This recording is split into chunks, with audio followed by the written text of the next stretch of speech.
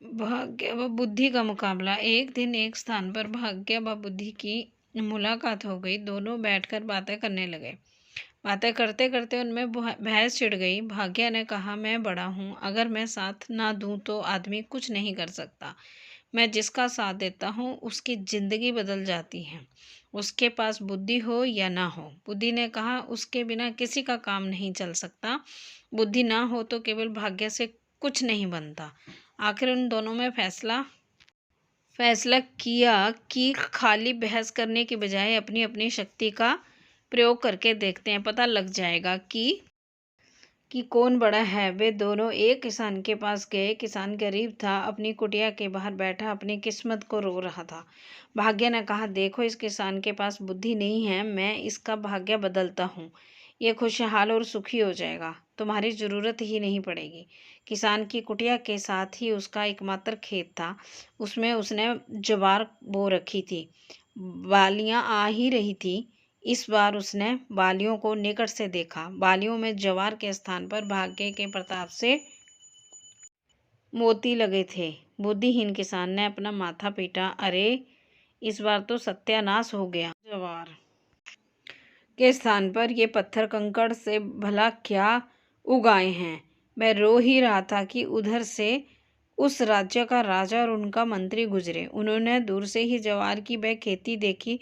मोतियों की चमक देखते ही पहचान गए। दोनों बग्घी से उतरे और निकट से देखा, वे तो सचमुच के मोती थे। दोनों बोले कि ये कितना धनी किसान है, इस जिसके खेत में मोती ही मोती उगते हैं। मंत्री ने किसान से कहा, भाई, हम एक बाली तोड़ कर ले जाएं। किसान बोला, एक क्या, 150 उखाड़ लो, पत्थर ही पत्थर तो लगे हैं इनमें। राजा ने मंत्री को कोहनी मारकर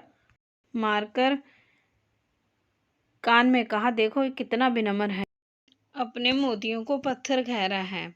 मंत्री ने कहा, और दिल भी विशाल है, हमने एक मांगा है और ये 150 ले जाने के लिए कह रहा है।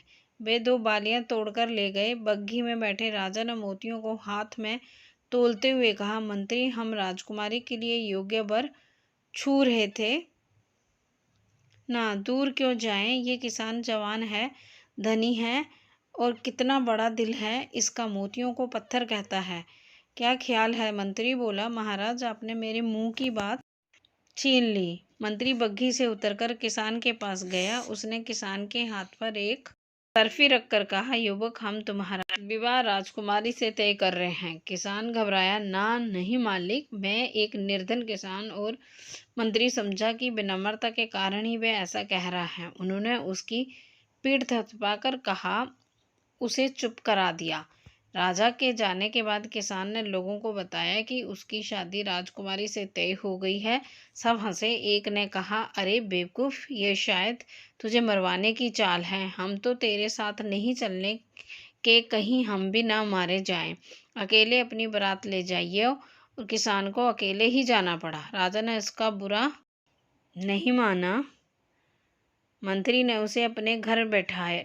वहीं से उसकी बारात गई और धूमधाम से राजकुमारी से उसकी शादी हो गई। शादी हो जाने के बाद राजा ने दामाद को महल का ही एक भाग दे दिया। राजा के कोई पुत्र नहीं था, अतः वह दामाद को अपने पास ही रखना चाहता था, ताकि राज सिंहासन भी बाद में उसे सौंप सके। राज परिवार की परंपरा के अनुसार राजकुमारी वधू के वेश में सज धज कर खाना लेकर रात को अपने पति के कक्ष में गई। किसान ने इतनी सुंदरता से सजी और आभूषणों से लदी कन्या अपने सपने में भी नहीं देखी थी। वह डर गया। उसके मूर्ख दिमाग में अपनी दादी की बताई कहानी कौंध गई, जिसमें एक राक्षसी सुंदरी का वेश बनाकर गहनों से सजी धजी एक पुरुष को खा जाती थी। उसने सोचा कि ये भी कोई राक्षसी है जो उसे खाने के लिए आई है।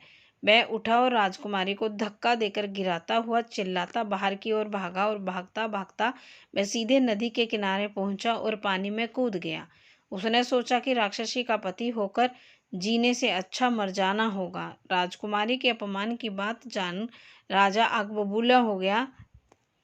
राजा के सिपाहियों ने किसान दूल्हे को डूबने से पहले ही बचा लिया। उधर राजा ने आदेश जारी कर दिया कि दूसरे दिन उसे मृत्युदंड दिया जाएगा। बुद्धि ने भाग्य से कहा, देखा, तेरा भाग्यवान बुद्धि के बिना मारा जाने वाला है। अब देख मैं इसे कैसे बचाती हूँ। इतना कह बुद्धि ने किसान में प्रवेश किया। किसान को राजा के सामने पेश किया गया तो किसान बोला, नरेश, आप किस अपराध में मुझे मृत्युदंड देने चले हैं? मेरे कुल में मान्यता है कि विवाह के पश्चात पहली रात को यदि वर वधू की जानकारी में कोई व्यक्ति नहीं नदी में डूब मरे तो वधू या दबा जाती है या संतान नहीं रह जाती है। जब मेरी पत्नी मेरे कक्ष में आई तो नदी की ओर से मुझे बचाओ बचाओ की पुकार सुनाई दी। मैं अपनी रानी पर किसी अनिष्ट की आशंका से ही कांप उठा और उठकर डूबने वाले को बचाने के लिए भागा। अब मुझे कोई भी दंड दे, मैं अपनी पत्नी के लिए कुछ भी करूँगा। उसकी बात सुनते ही राजा ने उठकर किसान को गले लगा लिया। पिता पुत्री ने लज्जित होकर किसान से अपने असंगत व्यवहार के लिए माफ़ी मांगी। फिर तीनों खुशी खुशी अंतरंग महल की ओर चल दिए।